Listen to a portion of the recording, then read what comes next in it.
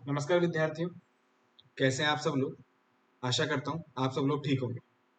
आपका एक बार फिर से स्वागत है आपके अपने YouTube चैनल जीके एरा में। दोस्तों, जीके एरा में अब तक हम राजस्थान की जीके पढ़ रहे थे, लेकिन अब हमने भारत का संविधान भी यहाँ शुरू किया है। तो जो भी विद्यार्थी राजस्थान में या भारत के किसी भी कोने में देख रहा है इस वीडियो को, तो जरूर इस वीडियो को देखें और लाभ उठाएं। इसके साथ साथ मैं अपने सभी विद्यार्थियों को और जिसने भी चैनल को सब्सक्राइब किया है, जिसने नहीं किया है, उन सभी को धन्यवाद देना चाहता हूं, क्योंकि आज हमारे चैनल पे, आज हम सबके चैनल पे 500 सब्सक्राइबर्स पूरे हो चुके हैं। तो इसका मैं तहे दिल से धन्यवाद देना चाहता हूं और मैं चाहता हूं कि ये कारवां इसी तरह चलता रहे। मैं इसी तरह आप लोगों के लिए नए वीडियोस लाता रहूं, और जो जो भी विद्यार्थी देश के कोने, किसी भी कोने में इस वीडियो को देख रहा है या इस चैनल के माध्यम से पढ़ रहे हैं, मैं उन्हें यकीन दिलाना चाहता हूँ कि इस तरह से ये जो फ्री शिक्षा का अभियान है, फ्री में जो फ्री नहीं कहूंगा मैं इसे, जो हमारा कर्तव्य हम निभाते निभाते चल रहे हैं कि शिक्षा सबके लिए फ्री होनी चाहिए। क्योंकि मैं अकेला इंसान हूं और मेरी कोई टीम नहीं है, तो उसके तहत मैं जितना वीडियो अपने बना सकता हूँ बना रहा हूँ। और आप सबसे मेरी विनती है कि प्लीज आप इसका लाभ उठाएं और अपने जो सिलेक्शन है उसमें फायदा उठाएं। उसका सिलेक्शन में आपको फायदा मिलेगा, बहुत फायदा मिलेगा। तो धन्यवाद मेरे को 500 सब्सक्राइबर्स देने के लिए, बहुत बहुत धन्यवाद। चलिए शुरू करते हैं मौलिक अधिकार। दोस्तों, पिछली क्लास में हमने क्या पढ़ा? मौलिक अधिकारों के बारे में हमने पिछली क्लास में चला भाग 3 में। कौन से भाग में? तीन भाग। भाग 3 में कौन से भाग में? भाग 3 में। कहाँ पे है ये? भाग 3 में। भाग 3 में। भाग 3 को मैग्ना कार्टा कहा जाता है। हमने पिछली क्लास में पढ़ा। पिछली क्लास का लिंक का डिस्क्रिप्शन इसमें दे रखा है। जिसने भी पिछली क्लास में देखिए, बहुत बेसिक से पढ़ा है, बहुत सीधी भाषा में पढ़ा है। किताबी भाषा में जितना टफ दे रखा है संविधान को, बहुत सीधी लैंग्वेज में उसे समझाने की कोशिश की। तो भाग 3 में दिया मैग्ना कार्टा, कहते हैं अनुच्छेद 12 से 35 अनुच्छेद। कौन से अनुच्छेद है? 12 से 35 अनुच्छेद में अनुच्छेद दे रखे हैं। कितने मूल अधिकार है? मूल संविधान में 7 थे, लेकिन 44 संविधान संशोधन के बाद कितने रह गए? 6 रह गए। इन सब के बारे में हमने चर्चा करी थी आज। और इन सब की चर्चा करने के बाद, इन सब की चर्चा करने के बाद हमने अनुच्छेद 14 को हमने पढ़ लिया था। 14 को हमने पढ़ा और 14 में देखा है कि किस तरह से कानून के सामने जो समानता का अधिकार हमें दे रखा है, किस तरह से दे रखा है, वो हमने चर्चा की। आज हम पढ़ेंगे, आज हम क्या पढ़ेंगे? आज हम पढ़ेंगे समानता के अधिकार में। आगे हम पढ़ेंगे सामाजिक समानता के बारे में, सरकारी नौकरियों में किस तरह समानता है, तो उसके बारे में पढ़ेंगे। तो आज का टॉपिक रहेगा मौलिक अधिकार। वही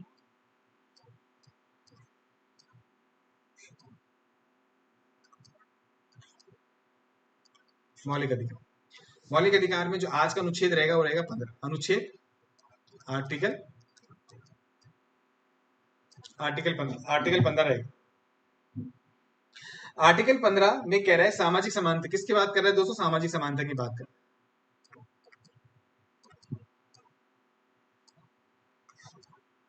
समाज में किस तरह से समानता संविधान के माध्यम से बनाएगी, उसकी बात कौन कर रहा है? आर्टिकल 15 कर रहा है। अनुच्छेद 15 किस कौन सी समानता की बात कर रहा है दोस्तों? सामाजिक समानता की बात कर रहा है। अनुच्छेद 15 ए, अनुच्छेद 15 एक, अनुच्छेद आर्टिकल 15 एक क्या कह रहा है? कि कोई भी राज्य, आर्टिकल 15 क्या कह रहा है? आर्टिकल 15 सबसे पहले तो आर्टिकल 15 के बारे में जाने कि यह मूल अधिकार, यह मौलिक अधिकार केवल किसको प्राप्त है? भारतीयों को।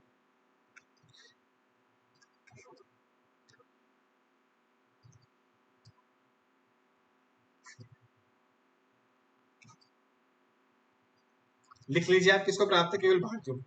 देखिए 15, 16, 19, 29 और 30, ये मूल अधिकार केवल भारतीयों को प्राप्त है। बाकी मूल अधिकार विदेशी लोगों को, जो विदेशी लोग इस धरती पे आ रहे हैं, जो घूमने आ रहे हैं, उनको भी मूल अधिकार प्राप्त है। परंतु 15, 16, 19, 29, 30 ये मूल अधिकार ऐसे हैं जो केवल भारतीयों को ही प्राप्त है। ठीक है, तो सामाजिक समानता अनुच्छेद 15 में दे रखे ये मूल अधिकार केवल भारतीयों को प्राप्त है। अब 15 एक की बात है। 15 एक ये कह रहा है, किसकी बात है दोस्तों? 15 एक ये कह रहा है कि केवल, ध्यान से सुनिए, केवल कि किसी भी नागरिक में राज्य, किसी भी नागरिक में राज्य, पर्टिकुलर राज्य, किसी भी नागरिक में केवल, केवल इस वर्ड को ध्यान रखिए, केवल, ये बहुत इंपॉर्टेंट वर्ड है, बहुत ज्यादा ही इंपॉर्टेंट वर्ड है। केवल राज्य, केवल धर्म, धर्म के आधार पे, मूल, वंश, जाति, धर्म, मूल, वंश, जाति और लिंग। स्त्रीलिंग है, पुल्लिंग है, क्या है? लिंग के आधार पर, लिंग के आधार पर। के आधार पर के आधार पर के आधार पर नागरिकों में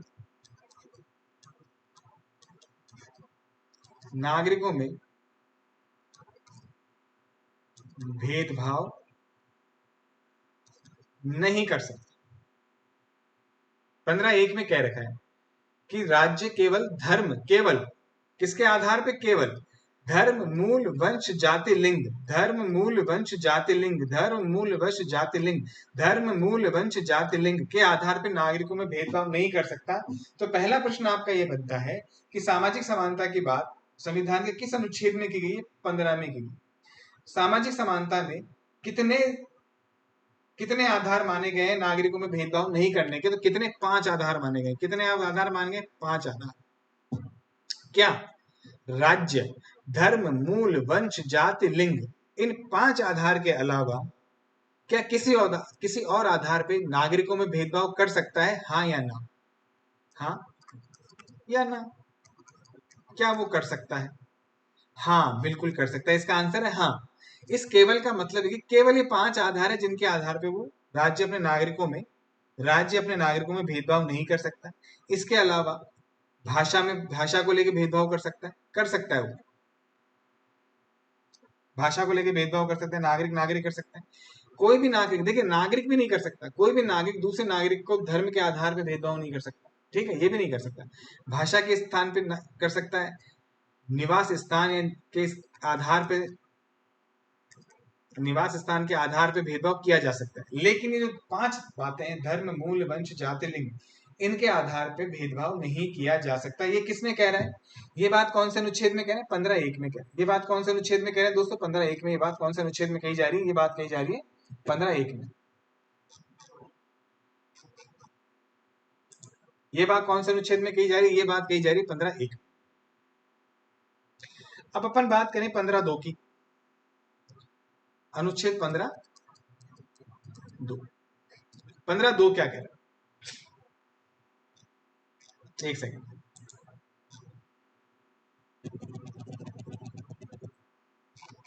अनुच्छेद 15(2) क्या कह रहा है?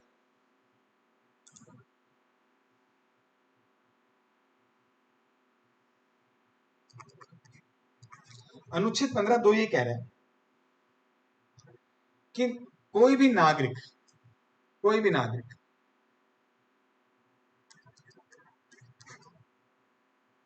कोई भी नागरिक केवल केवल धर्म, वंश, मूल जाति और लिंग के आधार पर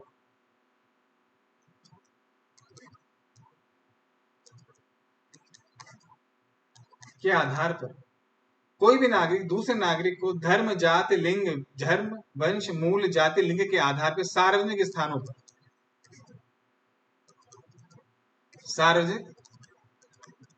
स्थानों पर प्रवेश करने से नहीं रोक सकते। 15(2) में क्या करें? कोई भी नागरिक केवल धर्म, वंश, मूल, जाति, लिंग के आधार पर, 5 आधार पर कोई भी नागरिक दूसरे नागरिक को सार्वजनिक स्थानों में प्रवेश करने से रोक नहीं सकता, कोई शर्त नहीं रख सकता, प्रतिबंध नहीं लगा सकता। सार्वजनिक स्थानें कौन सी? दुकानें हो गई, होटल हो गए, मनोरंजन के स्थल हो गए, है ना, कुएं, तालाब, सड़क, इन पे करने से नहीं रोक सकता। तो इस तरह ये जो 15(2) है, ये 15(1) से भी ज्यादा उपयोगी है। क्यों? क्योंकि 15(1) तो केवल राज्यों को अधिकार दे रहा है कि इन 5 आधार पर नागरिकों में भेदभाव नहीं कर सकते। लेकिन 15(2) राज्य के साथ साथ नागरिकों को भी मूल अधिकार में प्रतिबंधित कर रहा है कि आप इन 5 धर्म, जाति, मूल, वंश, लिंग के आधार पर लोगों में भेदभाव नहीं कर सकते। उन्हें मंदिर, मस्जिद और सड़क और कुएं, तालाब, दुकान, होटल, किसी भी सार्वजनिक जगह पे जाने में उनमें भेदभाव नहीं कर सकते। ये 15(2) में कहा जा रहा है। ये किसमें कहा जा रहा है दोस्तों? 15(2) में कहा जा रहा है। ये कहाँ जा रहा है, ये कहा जा रहा है 15/2। अब हम पर बात करते हैं 15/3 की। किसकी बात करते हैं? 15/3 की। 15/3 है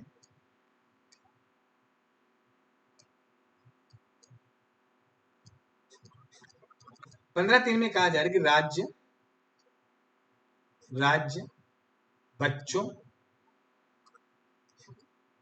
महिलाओं,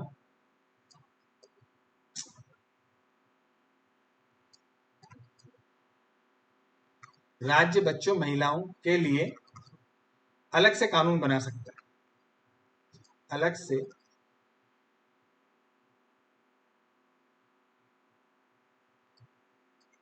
कानून बना सकता है। अलग से कानून बना सकता है। देखिए 15/3 की बहुत अधिक महत्वता है आज की तारीख में। राजस्थान सरकार ने 33% आरक्षण कर दिया, महिलाओं के लिए अलग से आरक्षण की व्यवस्था कर दी 33%। वो किस मूल अधिकार के तहत करी? वो इस 15/3 के तहत करी। इस 15/3 के तहत ही तो ये क्वेश्चन पूछा जा सकता है कि हाल में राजस्थान सरकार ने पुलिस भर्ती में पुलिस कांस्टेबल भर्ती में महिलाओं को 33% आरक्षण देने का घोषणा की। यह घोषणा, यह अधिकार या आरक्षण किस मूल अधिकार, किस अनुच्छेद के तहत दिया जा सकता है? किस दिया गया है? 15/3 के तहत। अलग से कानून बना सकती है, तो कानून बनाते आरक्षण दिया जाएगा। अलग से कर दिया, किसके लिए कर सकती है? बच्चों के लिए और महिलाओं के लिए। किस किस के लिए? बच्चों और महिलाओं के लिए किया जा सकता है। ठीक है। अब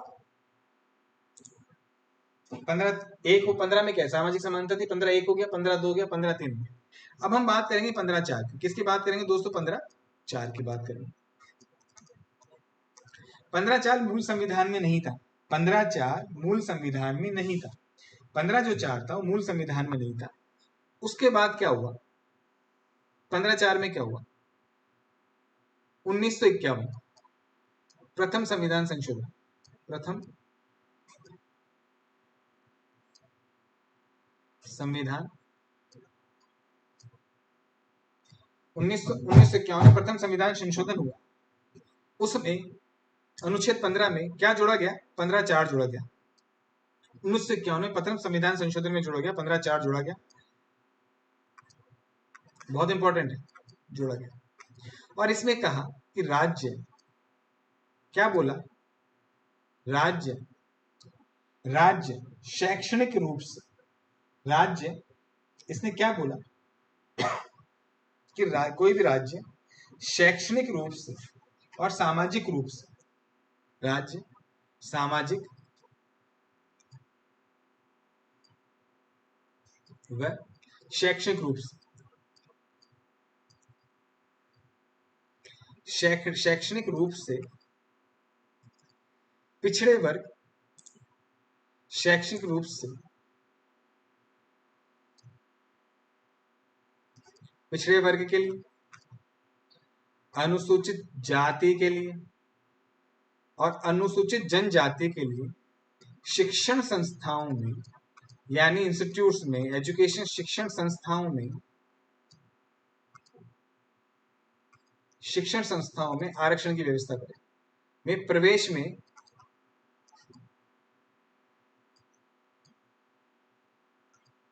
आरक्षण की व्यवस्था करें। आरक्षण की व्यवस्था करेगा। तो 15/4 मूल संविधान में नहीं था। 15/4 मूल संविधान में नहीं था। यह मूल संविधान में नहीं था। अब देखिए, मैंने आप संविधान में नहीं था, मैंने आपको जब बताया कि सामाजिक संविधान, सामाजिक समानता की अपन बात करेंगे, तो उसमें मैंने आपको बताया कि ये जो अनुच्छेद है 15 का, में जो सामाजिक समानताएं दे रखी है वो केवल भारतीय नागरिकों को ही प्राप्त है।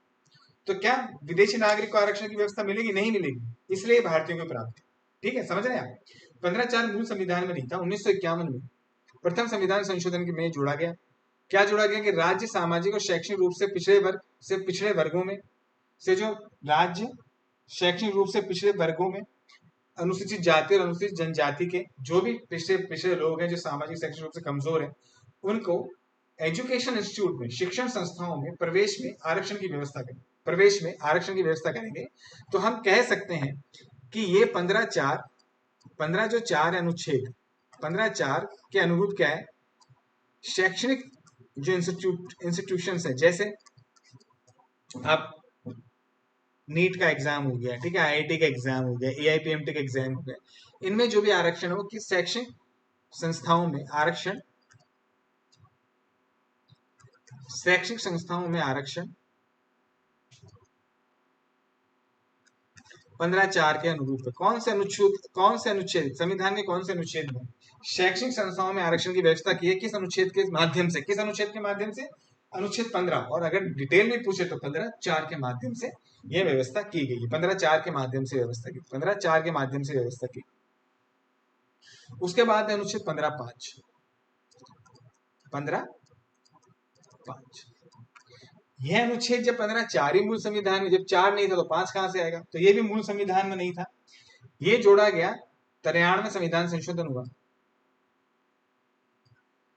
93 संविधान संशोधन हुआ 2006 में।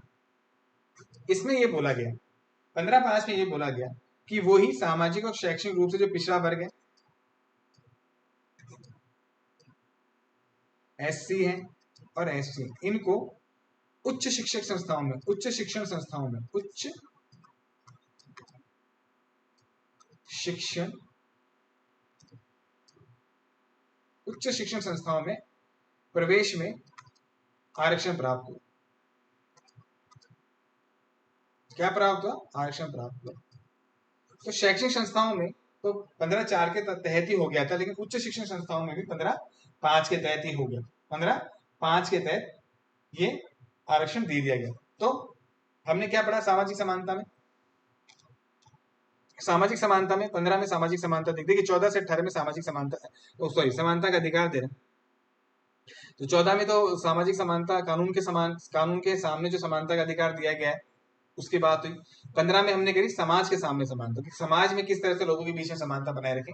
तो 15 सबसे पहले तो किसी भी विदेशी नागरिक को प्राप्त नहीं, केवल यह 15, 16, 19, 29, 30 ये जो अनुच्छेद है वो, और इन अनुच्छेद में जो मूल अधिकार है वो सिर्फ किसको प्राप्त है? भारतीय नागरिकों को। प्रश्न पूछा जाता है निम्न में से कौन सा अनुच्छेद, केवल कौन सा मूल अधिकार भारतीय नागरिकों को प्राप्त है? तो अनुच्छेदों के नाम दे देते हैं, आपको उसमें देखना होता है, ठीक है। तो 15 में सामाजिक समानता। 15(1) हमें क्या करें? केवल धर्म, मूल, वंश, जाति, लिंग के स्थान पे, लिंग और जन्म स्थान के स्थान पे किसी भी इन पांचों में से किसी भी आधार में आप नागरिकों में भेदभाव नहीं कर सकते। इसके अलावा जैसे भाषा हो गई, निवास स्थान हो, इस पर विभेद किया जा सकता है। 15(2) क्या कह रहे हैं? इन पांचों के आधार पे आप सार्वजनिक स्थानों पे रोकने से मना नहीं कर सकते, जाने प्रवेश से मना नहीं कर सकते। 15(3) क्या कह रहे हैं? 15(3) ये कह रहे हैं कि राज्य बच्चों और महिलाओं के लिए अलग से कानून बना सकता है उनके उत्थान के लिए। जिस तरह से भी महिलाओं को आरक्षण दिया 33% राज्य ने, वो 15(3) के तहत ही दिया। तो ये क्वेश्चन आपसे पूछा जा सकता है, पूछा जाना चाहिए मेरे हिसाब से। 15(4) जो मूल संविधान में नहीं था, जो 1951 में बाद में जोड़ा गया, प्रथम संविधान संशोधन 1951 जब हुआ, प्रथम संविधान संशोधन उसमें जोड़ा गया, उसमें हुआ मद्रास बनामा। क्या हुआ दोस्तों? मद्रास बनामा। मद्रास एक बात चला, मद्रास राज्य और चंपाकन, दो ही राज्य बात चला जिसने आरक्षण के खिलाफ था, क्योंकि आरक्षण के खिलाफ था, क्योंकि 1950 में एससी एसटी को आरक्षण दे दिया गया था, तो वो खिलाफ था। तो उसको रोकते हुए प्रथम संविधान संशोधन में जब 1951 में किया गया, उसको उसके विरुद्ध ये 15(4) जोड़ा गया और कहा गया कि जो एससी एसटी जो पिछड़े वर्ग है उनको शैक्षणिक संस्थाओं में भी क्या दिया जाएगा दोस्तों? आरक्षण दिया जाएगा प्रवेश में। 15(4) जो मूल संविधान में नहीं था। 15(5) जो मूल संविधान में नहीं था, इसमें कहा गया, जो 93 संविधान संशोधन 2006 में हुआ उसमें जोड़ा गया और कहा गया कि उच्च शिक्षण संस्थान है, उन संस्थाओं में भी प्रवेश के समय आरक्षण की व्यवस्था की गई, पिछड़े वर्गों के लिए, एससी के लिए, एसटी। तो ये हमारा 15 था, ये हमारा क्या था? 15 था। अब हम बात करेंगे अनुच्छेद 16 की। अगला अनुच्छेद है अनुच्छेद 16। अनुच्छेद 16 है लोक नियोजन के अवसरों की समानता। ये भी लोक नियोजन के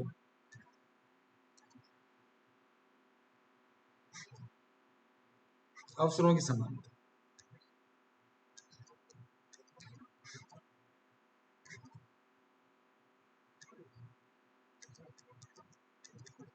लोक नियोजन के अवसरों की समानता, इसका मतलब क्या? इसका मतलब है सरकारी नौकरियों में समानता। सरकारी नौकरियों में ऐसा नहीं कि सरकारी नौकरियां केवल उन्हीं को मिलेगी जो बहुत पढ़े लिखे हैं या बहुत अच्छे घर से आते हैं, जो समाज में जिनका रुतबा है। इस असमानता को हटाने के लिए भी ये अनुच्छेद है।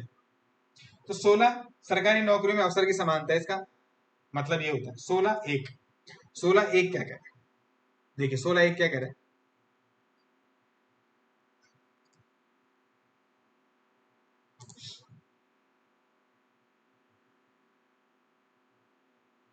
सोलह एक कह रहा है कि सरकारी नौकरी में सभी नागरिकों को समान अवसर प्राप्त हो। लोक नियोजन है, इन सरकारी नौकरियों में, लोक नियोजन में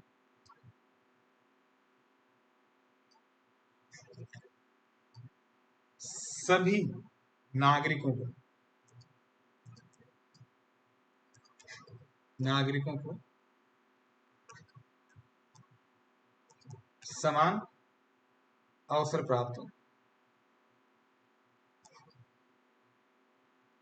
मैंने भी आपको बताया था कि 15, 16, 19, 29, 30, 16 भी केवल भारतीय नागरिकों को प्राप्त है, तो अलग से बताने की आवश्यकता नहीं है, याद रखिएगा, बहुत बहुत जरूरी बात है। तो सभी सरकारी नौकरी में सभी को समान अवसर प्राप्त होंगे। 16(1) कह रहा है। 16(2) क्या कह रहा है, इससे बाद में चर्चा करते हैं। 16(2) क्या कह रहा है?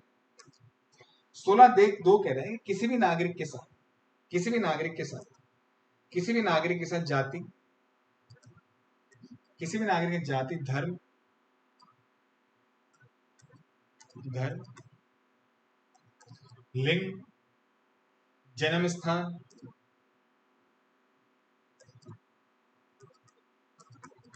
मूल, जन्म स्थान, मूल स्थान, जन्म स्थान, मूल स्थान, वंशानुक्रम के आधार पर, के आधार पर भेदभाव नहीं किया जाएगा, के आधार पर भेदभाव नहीं किया जाएगा, के आधार पर भेदभाव नहीं किया जाएगा, ये कह रहे हैं 16(2). 16(2) कह रहा है कि किसी के साथ भी जाति, धर्म, लिंग, जन्मस्थान, मूलस्थान, वंशानुक्रम के आधार पर भेदभाव नहीं किया जाएगा, भेदभाव नहीं किया जाएगा, ये क्या कह रहा है? 16(2) कह रहा है। आगे बात समझ। अब है 16(3), राज्य, मूल स्थान। 16(3) क्या कह रहा है? अब 16(3), 16(2) का अपवाद है। जैसे देखो, कोई भी राज्य मूल स्थान के आधार पर भेदभाव कर सकता है। राज्य मूल स्थान के आधार पर, मूल स्थान के आधार पर, मूल स्थान के आधार पर लोक नियोजन में भेदभाव कर सकता है। लोक नियोजन है सरकारी नौकरियों में, लोक नियोजन में क्या कर सकता है दोस्तों? भेदभाव कर सकता है, भेदभाव कर सकता है।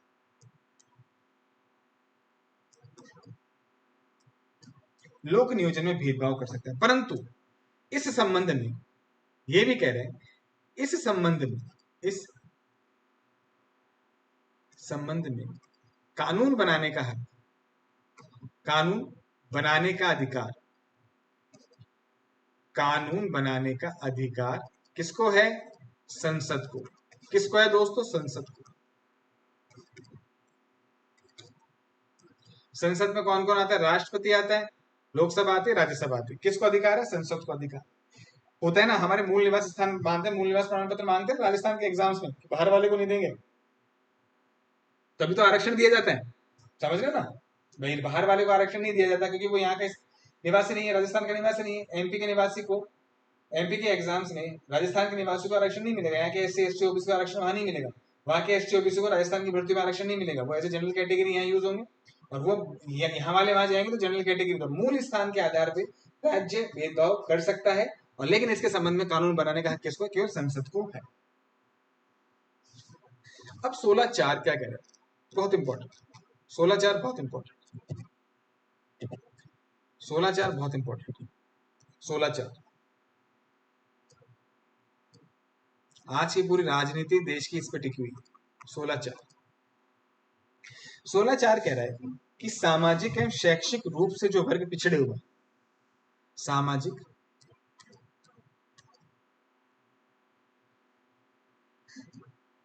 व शैक्षणिक रूप से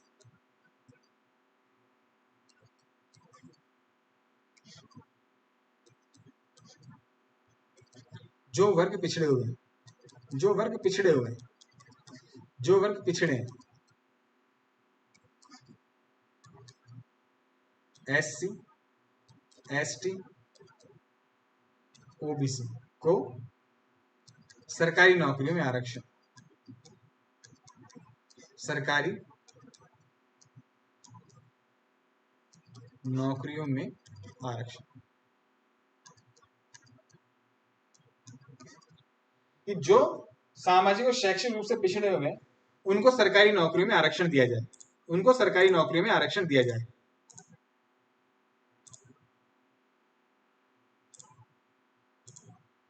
एक सेकंड,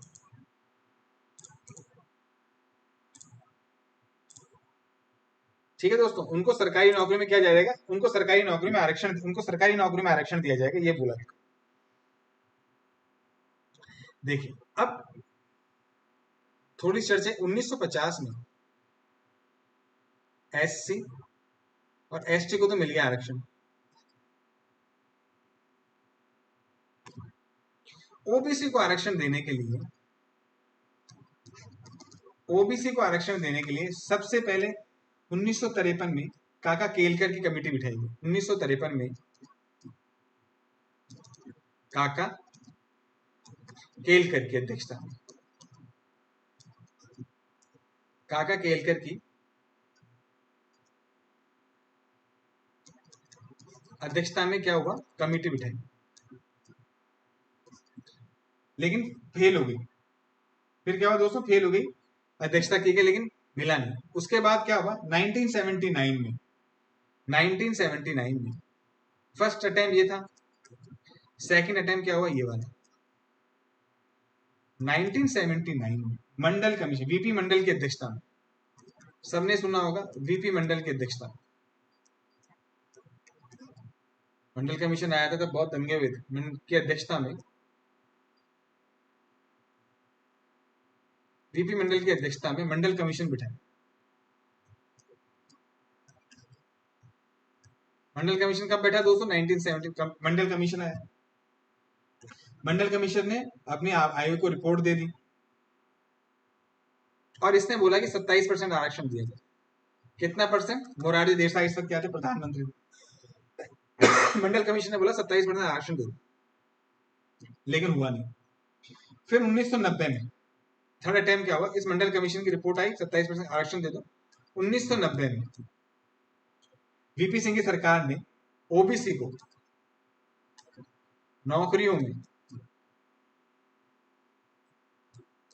27% आरक्षण दे दी। VP सिंह की सरकार ने 1990 में 27% आरक्षण दे दी।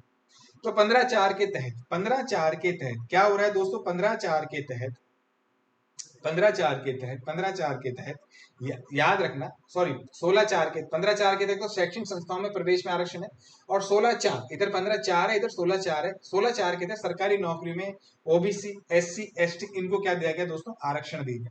इनकी नियुक्ति में इनको आरक्षण दिया गया। ये बहुत इंपॉर्टेंट चीज है, बहुत ज्यादा इंपॉर्टेंट चीज है। इसके बाद 1990 में आरक्षण मिल गया। इसके बाद एक वाद आता है, इंदिरा साहनी बनामस भारत संघ, एक वाद आता है, इंदिरा साहनी बनामा भारत संघ, यह आरक्षण मिल गया दोस्तों।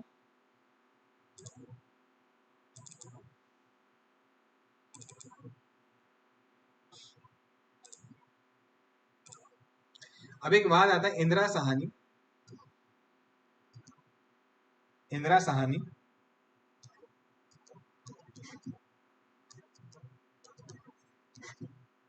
बनाम भारत संघ। इसके बाहर आपके क्वेश्चन मिलेंगे नहीं दोस्तों, आप देख लेना, थोड़ा घुमा फिरा के बात है। ये बात आता है 1992 में। इस वाद के तहत सुप्रीम कोर्ट ने एक निर्णय दिया, सुप्रीम कोर्ट ने निर्णय दिया, और निर्णय में उसने 2-3 बातें बोली कि 16/4 में जो आरक्षण की व्यवस्था है वो केवल नियुक्ति की है, नियुक्ति की है, प्रमोशन की नहीं है। किसकी नहीं है, प्रमोशन की नहीं है, प्रमोशन की नहीं है, यानी इस वाद ने ये बोला कि आप 16(4) के तहत जो आपने आरक्षण दिया है वो ठीक है, लेकिन आप प्रमोशन में आरक्षण नहीं दोगे, प्रमोशन में आरक्षण नहीं दोगे, पहली चीज। दूसरी चीज ये बोली, जो ओबीसी को आपने 27% आरक्षण दिया है वो 50% से अधिक नहीं होना चाहिए, 50% से अधिक नहीं होना चाहिए, उसने दूसरी बात ये बोली। और तीसरी बात उसने ये बोल दी, पहली ये बोली, दूसरी ये बोली, और तीसरी जो इंपॉर्टेंट बात बोली उसने ये बोला कि ओबीसी में क्रीमी लेयर की पहचान, ओबीसी में क्रीमी लेयर की पहचान, किसकी पहचान दोस्तों? क्रीमी लेयर की पहचान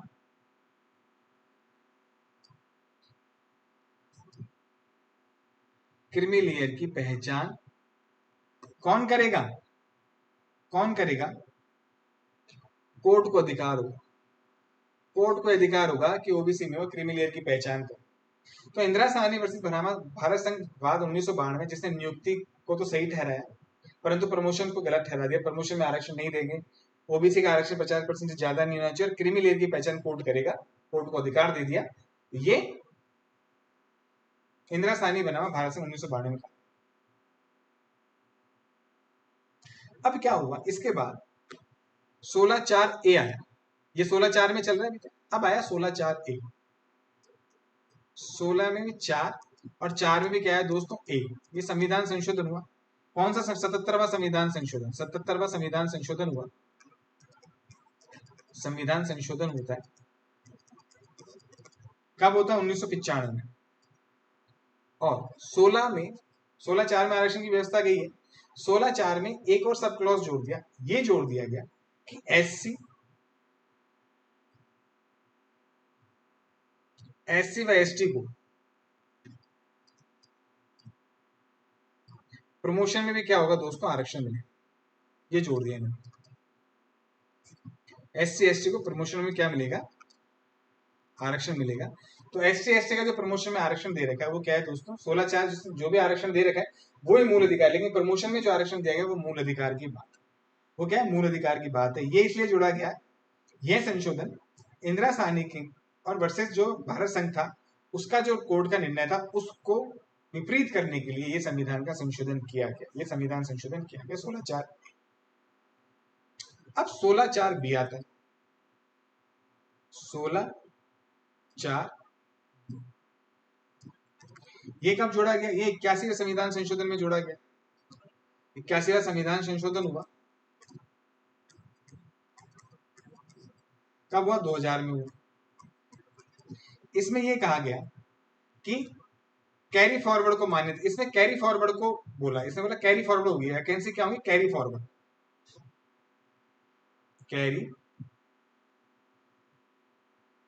कैरी फॉरवर्ड होगी, कैरी फॉरवर्ड होगी। अर्थात इस साल मान लो आरक्षण कोटे में मान लो एससी एसटी है,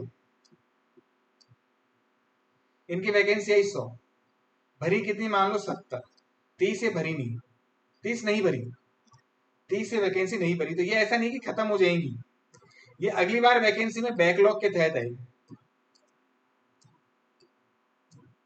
अगली बार 100 तो अगली बार की रहेंगी प्लस 30 से 130 जुड़ के आएंगी।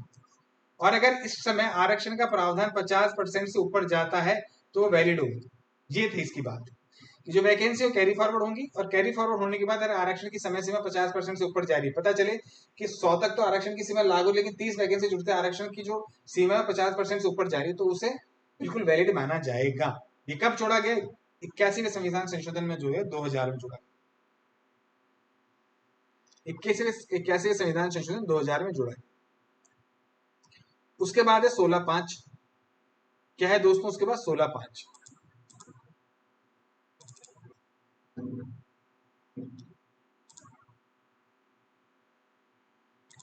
16(5), 16, इसमें बोला गया कि अगर किसी धार्मिक संस्था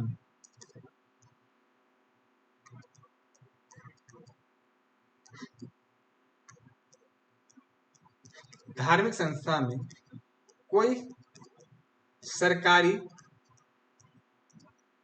नौकरी है, यदि कोई धार्मिक संस्था में कोई सरकारी नौकरी है तो उस धर्म से संबंध उसे उसे उस धर्म से संबंधित किसी तो उस नौकरी को तो उसको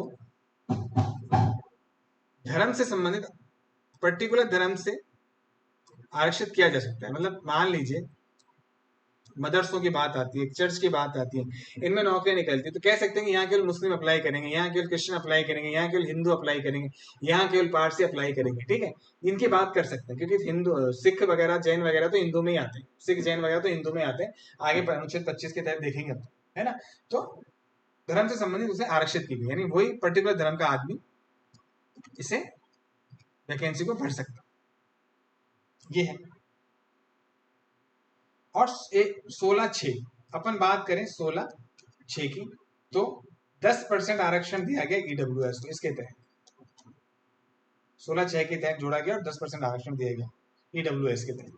ये हो गई दोस्तों सरकारी नियोजन में, भर्तियों में। सरकारी नियोजन में क्या होगी दोस्तों, सरकारी नियोजन में क्या होगा, ये होगा।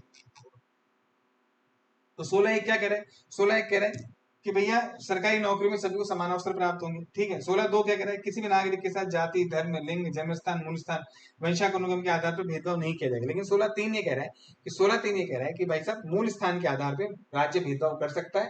अर्थात मैंने आपको बताया कि राजस्थान का RS का एग्जाम जिस किसी को देनी है, मान लीजिए RS में राजस्थान के लोग भाग लेते हैं, ऐसा नहीं सभी लेकिन RS के लोगों, राजस्थान के लोगों को ही, मूल स्थान वाले लोगों को ही, जो मूल निवास प्रमाण पत्र देते हैं, उन्हीं को आरक्षण का फायदा मिलता है। ठीक है, MP के ST को राजस्थान के ST का फायदा नहीं मिलेगा, ये वाली बात है। 16/3 16/4 क्या कह रहे हैं कि सामाजिक व शैक्षिक रूप से जो वर्ग पिछड़े हैं उनमें SC ST OBC को सरकारी नौकरी में आरक्षण होगा। और OBC को 27% आरक्षण दिया गया, किसके कमीशन के, मंडल कमीशन की रिपोर्ट के आधार पर 1990 में VP सिंह की सरकार के समय दिया।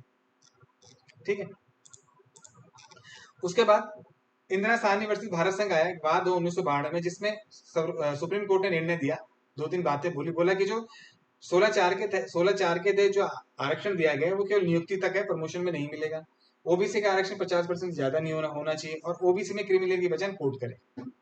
इस फैसले को पलटने के लिए 77वें संविधान संशोधन जो कि 1995 में हुआ, और 16/4 में सब क्लॉज जोड़ा गया, 16/4A, जिसमें के तहत SC ST को प्रमोशन में भी आरक्षण का प्रावधान कर दिया गया। उसके बाद 81वां संविधान संशोधन होता है 2000 में, जिसमें 16/4 में सब क्लॉज B जोड़ा जाता है, जिसमें कहते हैं कि जो वैकेंसीज है आरक्षण की, आरक्षित वर्गों की, वो कैरी फॉरवर्ड होंगी, नेक्स्ट वैकेंसी में जुड़ जाएंगी। और अगर इसके होने के बाद अगर मान लीजिए जो आरक्षण का कोटा 50% से ऊपर जाता है तो वो वैलिड माना जाएगा। 16/5 में क्या कह रहा है, 16/5 कह रहा है कि धर्म के आधार पर मान लीजिए कोई धार्मिक संस्था है और उसमें सरकारी नौकरी निकलती है, तो वह नौकरी पर्टिकुलर उस धर्म के लिए आरक्षित की जाएगी। और 16/6 के तहत 10% ईडब्ल्यूएस को आरक्षण दिया गया। तो ये हो गया 16वां। अब हम पढ़ेंगे अनुच्छेद 17। अनुच्छेद 17 अनुच्छेद 17 अनुच्छेद 17 कह रहा है अस्पृश्यता का अंत। क्या कह रहा है ये,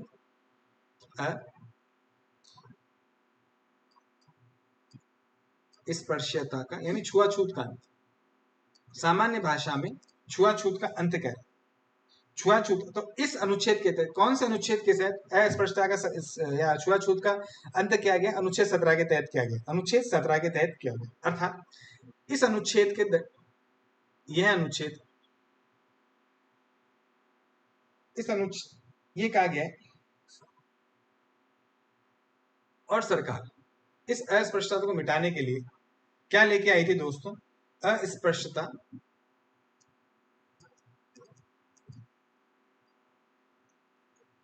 अस्पृश्यता अपराध अधिनियम, अपराध अधिनियम,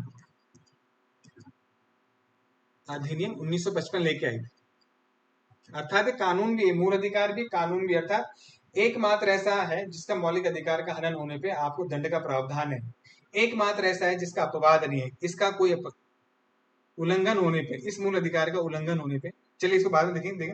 इस अधिकार को फिर 1976 में, इस अस्पृश्यता अपराध अधिनियम को 1976 में, 1976 में, कब है 1976 में पुनः संशोधित किया गया, 1976 में पुनः संशोधित किया गया, और इसका नाम क्या रखा, नागरिक अधिकार, नागरिक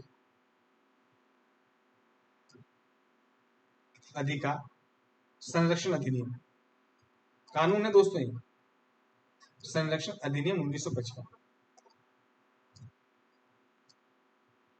अधिनियम 1955 इसका नाम रखा गया।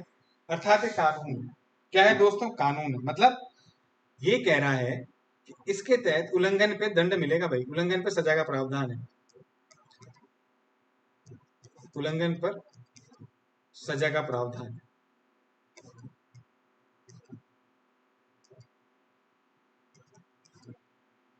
दूसरा, इस अधिकार का कोई अपवाद नहीं, इस मौलिक अधिकार का कोई क्या नहीं, अपवाद नहीं। तो अनुच्छेद 17 अस्पृश्यता का अंत, अनुच्छेद 17 के तहत हम छुआछूत को खत्म कर रहे हैं। अस्पृश्यता तो सरकार क्या लाई, अनुच्छेद 17 के तहत सरकार अस्पृश्यता अपराध अधिनियम ले 1955, जिसमें 1976 में संशोधित कर दिया गया और इसका नाम बदल के नागरिक अधिकार संरक्षण अधिनियम 1955 रख दिया गया। इस अधिकार या इस मौलिक अधिकार का उल्लंघन होने पर सजा का प्रावधान, इस मौलिक अधिकार होने पर सजा का प्रावधान है। सजा का क्या है दोस्तों, प्रावधान है। इस और इस मौलिक अधिकार का कोई क्या क्या नहीं है दोस्तों, अपवाद नहीं है, अपवाद नहीं है। तो आज हमने 15, 16, 17 पढ़ लिया, आज हमने 15, 16, 17 पढ़ लिया। अगली क्लास में हम 18 से शुरू करेंगे। आज क्लास लंबी हो जाएगी, कोई मतलब नहीं है, अगली क्लास से पढ़ेंगे, आराम से पढ़ेंगे, कोई जल्दीबाजी नहीं है, अच्छे समझ के पढ़ेंगे, क्वेश्चंस को करेंगे। तो आज की क्लास दोस्तों यहीं तक थी। आशा करता हूँ आपकी क्लास आज की क्लास आपको समझ में आई होगी, अच्छी लगी होगी। और अगर आप इस वीडियो को देख रहे हैं देश के किसी भी कोने से, तो प्लीज इसे, अगर आपको अच्छी लगती है तो आप लाइक करें, शेयर करें, सब्सक्राइब करें। और एक बार फिर से मैं सभी व्यूवर्स को धन्यवाद देना चाहता हूँ कि मेरे 500 सब्सक्राइबर्स पूरे हो गए। तो आशा करता हूँ कि आगे भी ये सफर ऐसे ही चलता रहेगा और हम नई मंजिलों को छूते रहेंगे। ठीक है दोस्तों, तो आज की क्लास यहीं तक थी। धन्यवाद, शुभ रात्रि, अपना ध्यान रखें, स्वस्थ रहें।